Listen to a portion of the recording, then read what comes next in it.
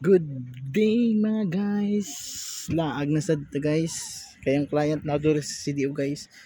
Dito kami ngayon sa Amaya View of Cagayan de Oro City guys. Kung gusto niyo pumunta dito guys, hindi ka magsisisi guys. Okay, so yung foot, yung tulay. Tulay guys.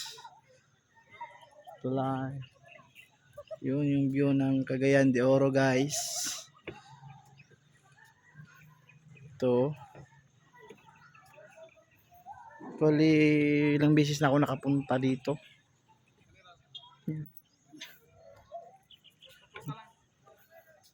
Ah.